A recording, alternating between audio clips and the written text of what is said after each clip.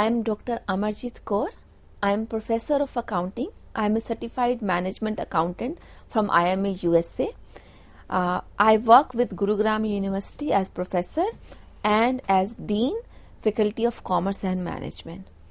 I am here to discuss Sales Return Book and Sales Return Account, and we shall be spending another few minutes to talk about Sales Return Book, Sales Return Account, Credit Book, how to prepare Sales Return Account and Sales Return Book, and the reasons for sales returns. So I hope this lecture is going to help you to understand all these concepts. So as the name suggests, sales return. So we sold something as a business to somebody, and they have returned to us some part of it or the whole part, the whole lot of sales made to them. So the question comes in, why would that happen? What are the reasons for sales returns? So you have sold to somebody, and if the goods which you sent got damaged on the way, you sent them intact, you dispatched them on time, and during the transit, either it on ship or through road or to train, whichever mode the goods were sent by, on the way they got damaged, right? So it reaches to the buyer, your buyer, and the buyer finds it damaged, they are defective. So certainly the buyer is going to return it. So out of your sales, X amount of sale is going to be returned to you, or the whole amount of return is going to be there. So that particular return is going to be recorded in the sales return book. But the point is, we are going to record only those sales return in the sales return book which were made on credit. If you have sold something on cash, right, or on bank, by receiving in your bank account, then those returns are not going to be recorded in the sales return book. So that transaction will qualify to be recorded in sales return book only if that sales were made on credit, right? So this is the first important thing to understand. So after we discuss the first reason for sales return, which is the damaged goods, the second reason for returns, sales returns, is delayed delivery. So you received an order from your buyer, and they wanted you that goods should be delivered at their place, at their premises by, let's say, 20th of July.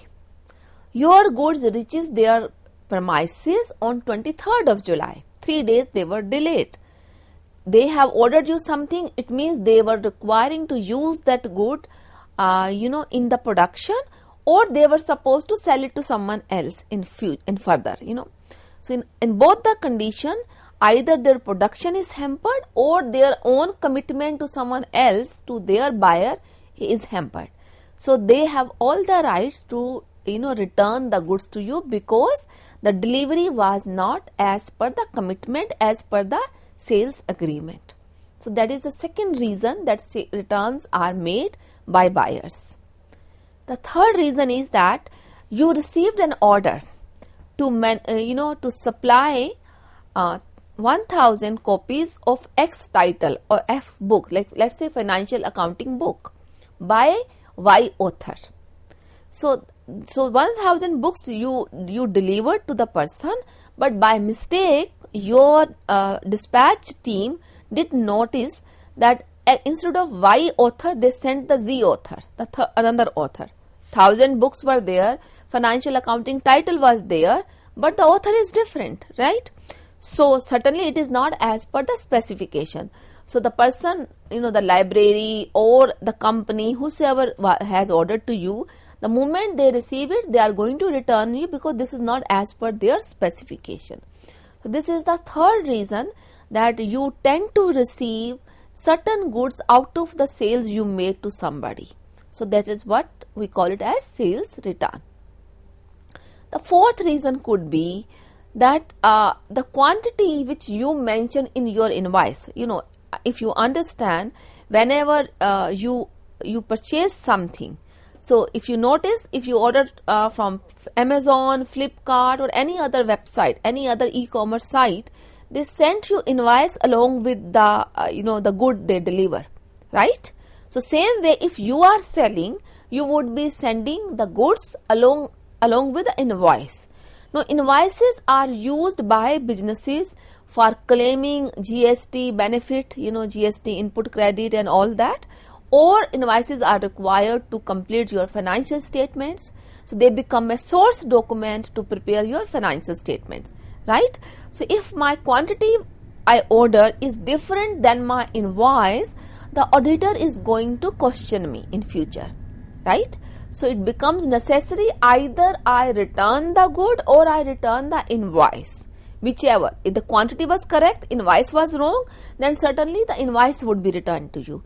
But if the invoice was correct, I ordered for 1000 units, my invoice is 1000 units, and I received more or less number, then I am going to return it.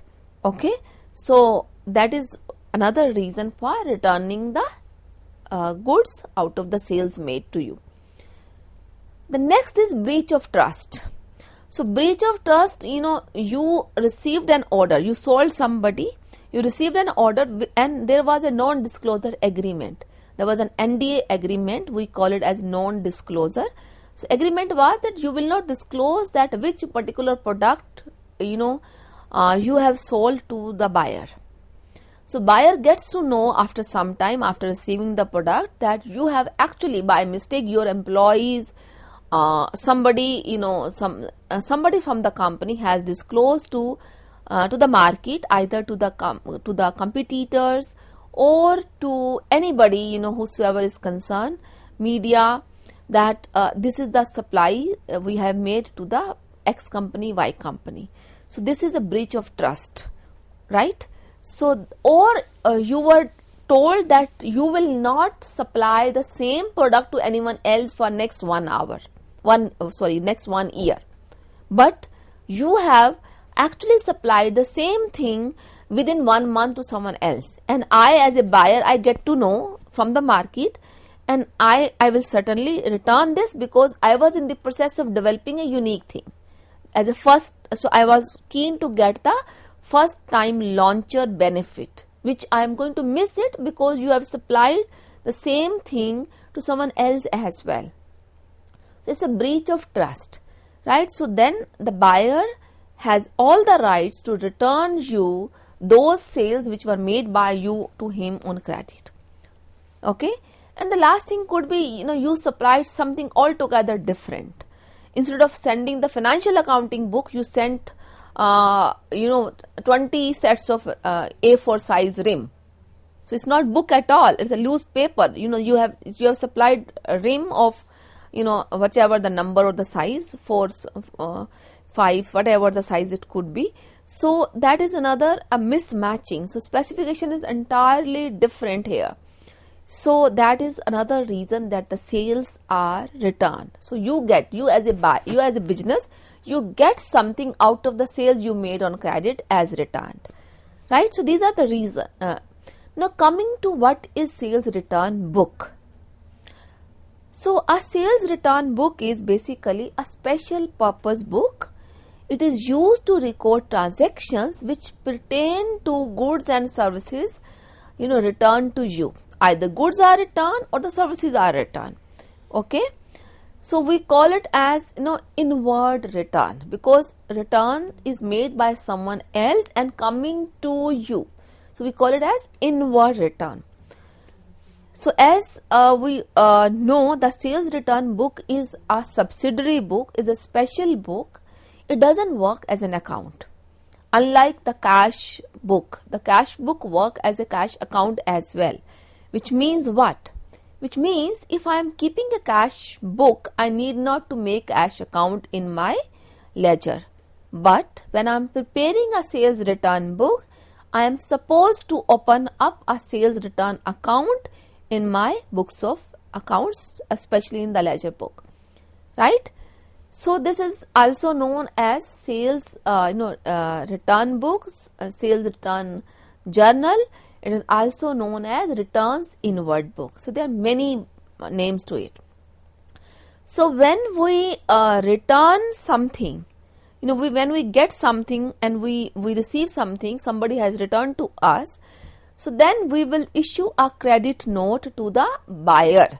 You just think of an example. If I go to one company, let's say Marks and Spencer, I buy a piece of trousers and I didn't like it, or the size I didn't try, and I just bought it. I tried it at home. I didn't find is as per my size.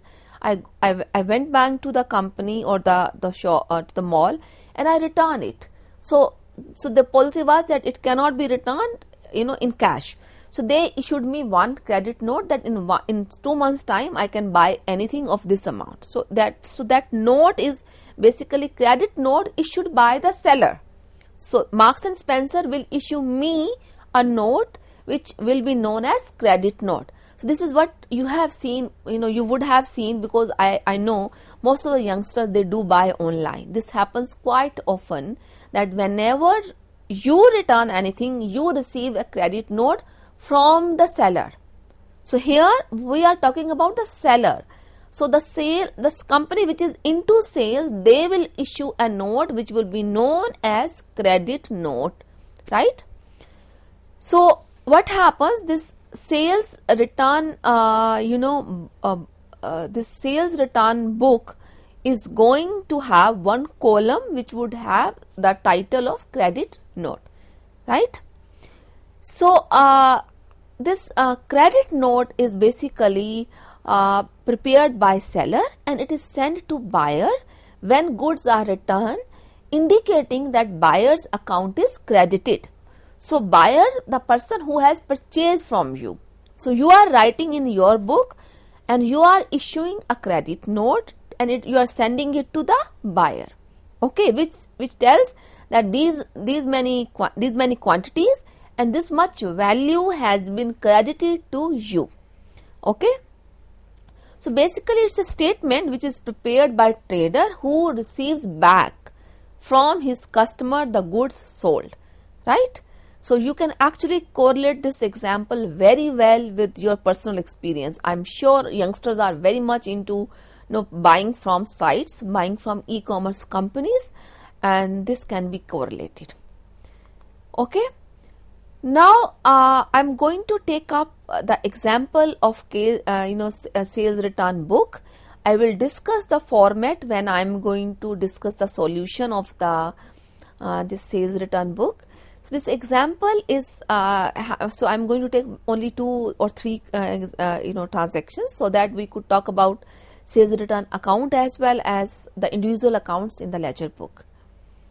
So this example says, this caselet says, enter the following transactions in the sales return book of Messrs. Mohit and Brothers for January 2021. The January 1st, it says returned by Raman and Brothers 6 clutch plates, and they were sold at 200 each. It means Raman and Brothers, so returned by. So Raman and Brother have returned to you. So you are a company, and what is the name of your company? Messrs. Mohit Brothers. So as the name suggests, you are example suggests you are probably in the part of, you are dealing in the car sales, service, etc. So accessories maybe. So it says January 1st returned by. So who is returning? Raman and Brothers 6 clutch plates, and those clutch plates were of 200 each, and reason is they were not in accordance with order, okay. So it means the total goods which have been returned are worth 1200. This is one first thing. The second transaction is on January 10th. It says returned by Modern Car Accessories 4 brake shoes at the rate of 400 each, and 10 rear view mirrors at the rate of 250 each. 4 brake shoes 400 means 1600, and 10 rear view mirror at the rate of 250 means 2500, and due to inferior quality. Okay, so these are the transactions. Now I will discuss the format and then I will discuss the transaction. So in front of you is the solution, which has both, of course, the format as well as the transactions. So the format, as that headings are there, we have the first column, date. Here we write as per chronological order, as per occurrence of the transaction of return made to you. So let's say if I am X company, in this example, this book we are preparing for Mohit and Company, right? So it was Messrs. Mohit and Brothers. So we are preparing this for Mohit and Brothers. Okay. So in the date column, we are going to put the date, and Mohit and Brothers, whatever and whenever they are receiving the goods back, they are going to put it date wise. So of course the first day of a month will come first, followed by second, third, and so on. Okay. The second column is particulars. Here we are going to write the name of the company who has returned to us, because this is a sales return book, and also the name of the product and unit price, so that this gives us the total value of the transaction. The third column, ledger folio, remains vacant, remains blank at this stage. The fourth column is credit note. This credit note column is vacant at this moment, but in case a company is preparing, they do write the credit note number when they send the credit note to the buyer. The fifth column is about amount. Here we write the total amount of the returns after multiplying the value, unit price, to the number of units. Whatever the amount comes in, it is written in the amount column. And the last column is remarks, where we write the reason for returning the goods or reasons for sales returned to you. Okay. So now we will talk about the case itself. The first returns were made by Raman and Brothers, and 6 clutch plates were returned. So 6 into 200 each means 1200 in total, right? So 1200 is written in the amount column. Okay. Then we have the second transaction was on January 10th. It says Modern Car Accessories, they returned you 4 brake shoes at the rate of 400 each. It means the brake shoes worth 1600 and 10 rear view mirrors, which is 250 each, so 2500 in total. So 1600 and 2500, which becomes 4100 total return. So in the first example, only one product was returned by Raman and Brothers, right? So in the second example, 2 products are returned by Modern Car Accessories. So I purposefully have taken an example so that you could have a clarity. So if we receive 2 products on the same date by the same company, we will make a composite entry, right? This is a composite or a consolidated entry. There could be 7 items, different items. So, but if they are returned by the same company, same buyer or same customer on the same date, we can show them together in the particulars. This is the point I want to make here, right? So the total returns by Modern and Car is 4100. Total return by Raman and Brother is 1200. So the total amount during the month we will take as sum of these 2 transactions, 5300. So this amount will be transferred to sales return account by debiting the account. I will discuss that how do we prepare sales return account. I will show you, but let's pay attention to this. If you understand that sales are always having a credit balance, a normal balance for sales, because sales revenue is always credited in the profit and loss account or trading account. When you prepare that, it goes in the credit. So because financial statement, as we understand, are prepared of basically 5 elements. Those 5 elements are sales revenue and expenses, which goes to your statement of profit and loss. And then we have equity, liabilities, and your assets. So these 3 items goes to balance sheet. So in the statement of profit and loss, your revenue and expense goes. Revenue is always credit, right? So when we are returning something out of sales we made, it means my revenue should go down. Alright? So then it is going to have debit balance, the opposite balance. So if you have a clarity that sales revenue has credit balance, then only you would have, you would be very comfortable with this idea that sales return account will have debit balance. So for that it's very important that your basics are clear. Okay, so the sales return would have debit balance because sales have credit balance, and we have to reduce the sales, because sales returns are actually returned to you. Your inventory goes up, your sales goes down, right? So this, in this example, the total amount of 5,300 will be transferred to sales return account. Now I am going to show you the sales return account. So let's have a look at this slide. It says, the title says sales return account. You will put the name of the company, Mohit Brothers, and whatever the name is given to you in any example, in any case. This account has 8 columns in total. The first column is date, second column is particulars, the third column is journal folio, the fourth column is amount. Then on the right hand side we have date, particulars, journal folio and amount. So this is an account, T-shape account having debit and credit side. So as I said, the sales return account, in the debit side we are going to put the total value of sales return book on the last day of my accounting period. Here I am assuming, I am keeping in this example that Mohit and Brothers, they close their sales return book on monthly basis. It means on 31st January my sales return account will be prepared, and the total value, total sum of all the transaction. In this case we took only 2 transactions because of the paucity of time, but there could be a case there are 100 transactions of returns in a month. So the total of those 100 transactions is going to put in the sales return account in the amount column, right?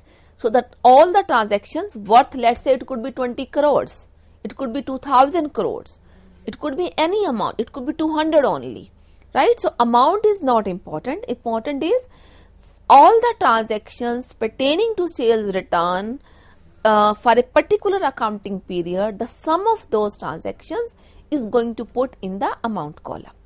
So here it is 5,300 in the amount column. Now coming to Raman Brothers and account. So we are, as I said, we are going to prepare the individuals, so who is returning to you? The buyer. So Raman and Brother is a buyer here. So individual buyer's account, the customer's account, on the date when they returned it. Okay, so we transfer the transaction to the ledger on the very same day. So the account remains the 8 column account, date, particulars, journal folio, amount. Again date, particulars, journal folio, amount on the credit side. So why I am putting 1200 in the credit of the Raman and Brothers account, you need to understand that. So if you understand, in the previous account, which was sales return account, we have put the amount in the debit column of sales return account, and we gave the reference of sundry debtors, right? So this Raman and Brother is your debtor, right? They are your assets, you sold to them. Who are debtors? Debtors are basically your accounts payables. They are your current assets. You sold them on credit. They did not pay you when you sold them, right?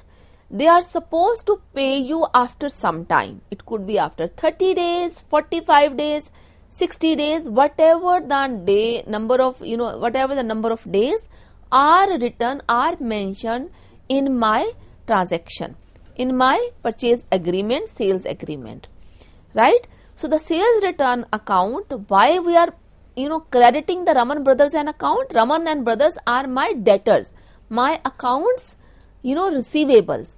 So they are my assets. The moment they return me something, my assets are going to go down, right? So that is why I am putting this in the credit side of my debtors account, Okay, so it's there's no need to memorize. I always tell this to students, to my colleagues. In accounting, we really need not to memorize any transaction. Just understand the logic. Logic is that all the assets have debit balance, and to reduce the asset, I need to credit it. As simple as, right, as it is. So that's why I am putting on the credit side of Raman and Brothers. The last transaction of modern car accessories, we are going to put this 4100 and in the credit side of the account on the very same concept as we did in the Raman Brothers account, right? So Raman Brothers were my debtors, so are modern car accessories, they are my creditors, right? So on the same logic that my debtors are going down, my accounts receivables are going down, I shall be reducing this amount. I shall be reducing my assets by crediting them. Otherwise, they would have the normal balance as debit balance, right? So this is how we prepare sales return book, sales return account, individual account of debtors in my ledger book, and the credit note. So I hope these all concepts which I intended to cover in the beginning, I discussed in the beginning, I was able to fulfill the objective of this lecture. So thank you very much for being with me. Thank you very much.